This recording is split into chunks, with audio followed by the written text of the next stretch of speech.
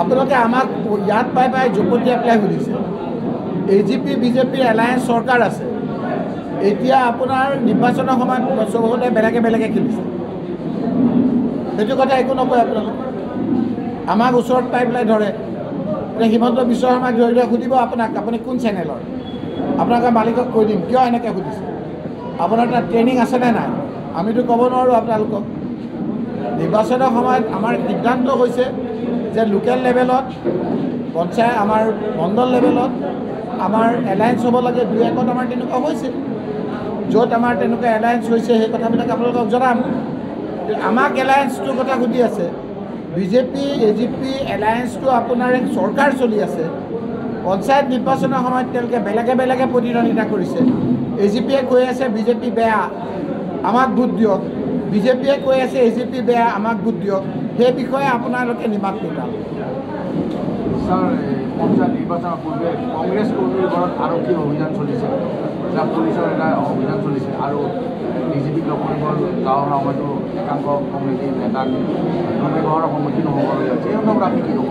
এইটো নিশ্চয়কৈ আজি হিমন্ত বিশ্ব শৰ্মা ডাঙৰীয়াই গোটেই অসমৰ পুলিচৰ যিটো আভিজাত্য যিটো আপোনাৰ এটা সুনাম সেই সুনামত কালিমা হাতিছে আমাৰো চৰকাৰ আছিল তৰুণ গগৈ ডাঙৰীয়া মুখ্যমন্ত্ৰী আছিল আৰু আমি কেইবাবছৰ মন্ত্ৰী আছিলোঁ কোনোদিন আৰক্ষীয়ে বেআইনীভাৱে কোৱা মন্ত্ৰীয়ে MLAৰ কথা শুনা নাছিল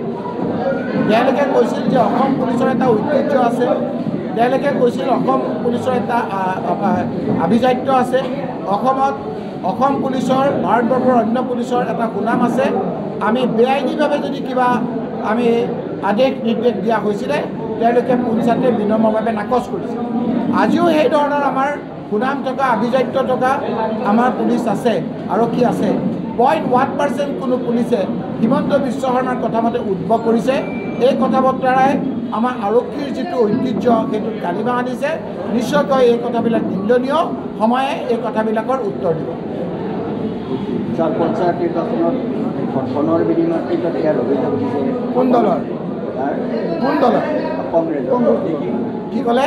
ধনৰ বিনিময়ত টিকট দিয়াৰ অভিযোগ দিছে এবাৰ আপোনালোকে কয় যে কংগ্ৰেছত প্ৰাৰ্থীয়ে নাই হিমন্ত বিশ্ব শৰ্মাই কৈছে তেওঁলোকে বোলে ৱাক অভাৰ পালে আৰু এবাৰ আপোনালোকে কৈছে কংগ্ৰেছৰ ধনৰ বিনিময়ত আপোনাৰ প্ৰাৰ্থীত্ব দিছে এইটো কি ধৰণৰ কথা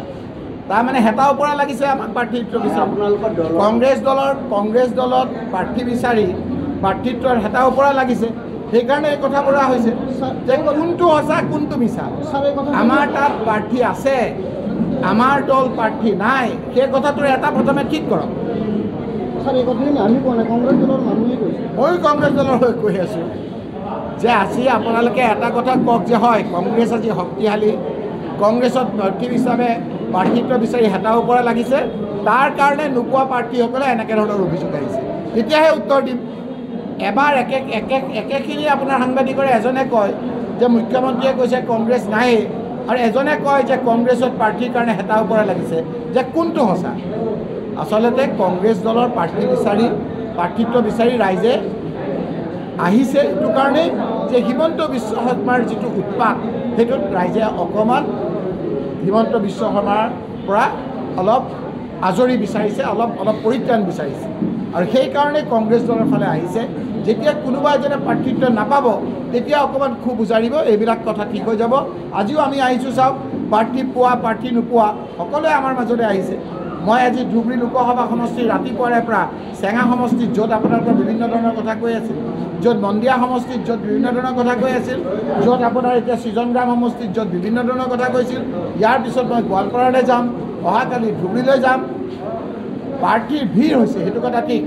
কিন্তু প্ৰাৰ্থীৰ ভিৰত এইটোৱে এটা কাৰণ যে এতিয়া হিমন্ত বিশ্ব শৰ্মাৰ পৰা ৰাইজে পৰিত্ৰাণ বিচাৰিছে এইটোৱে আমি ক'ব বিচাৰিছোঁ যিবিলাক আঁচনি কৰি আছিলে নিৰ্বাচনটো পঞ্চায়তৰ নকৰাৰ কাৰণে চৰকাৰে অন্যায়ভাৱে তেওঁলোকে হস্তক্ষেপ কৰি আছিলে পঞ্চায়তটো এটা সাংবিধানিক ব্যৱস্থা লোকেল ছেল্ফ গভৰ্ণমেণ্ট যেনেকৈ আপোনাৰ অসম চৰকাৰ যেনেকৈ আমাৰ 5 বছৰত নিৰ্বাচন কৰাটো বাঞ্ছনীয় যেনেকৈ কেন্দ্ৰীয় চৰকাৰ 5 বছৰত নিৰ্বাচন হোৱাটো বাঞ্ছনীয় ঠিক তেনেকৈ লোকেল ছেল্ফ গভৰ্ণমেণ্টৰ পঞ্চায়ত নিৰ্বাচনটো 5 বছৰ মূৰত হোৱাটো বাঞ্ছনীয় অন্যায়ভাৱে ডিলিমিটেশ্যন আদিৰ ক্ষেত্ৰত আপোনাৰ ডিলিমিটেশ্যন আদিৰ কথা কৈ হিমন্ত বিশ্ব শৰ্মা ডাঙৰীয়াই পঞ্চায়ত নিৰ্বাচনটো পিছুৱাই আছিল যেতিয়াই আমি দিল্লীৰ লোকসভাত গৈ ক'লোঁ যে অন্যায়ভাৱে পঞ্চায়তৰ টকা পইচা অসম চৰকাৰে খৰচ কৰি আছে তেতিয়া সংবিধান মতে ৰাজীৱ গান্ধী ডাঙৰীয়াই সংবিধান সংশোধন কৰি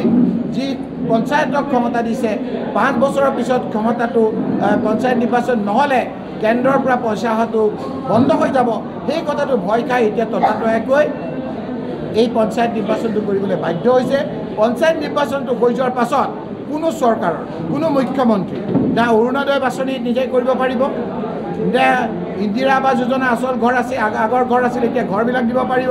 যে MGNৰেগা দিব পাৰিব এতিয়া নিৰ্বাচিত প্ৰতিনিধিসকলে পঞ্চায়তৰ যিবিলাক নিৰ্বাচিত প্ৰতিনিধি হ'ব সি লাগিলে ৱাৰ্ড মেম্বাৰে হওক পঞ্চায়তৰ সভাপতিয়ে হওক আঞ্চলিক পঞ্চায়তে হওক জিলা পৰিষদৰ সদস্যই হওক অসম চৰকাৰতকৈ বেছি শক্তিশালী হ'ব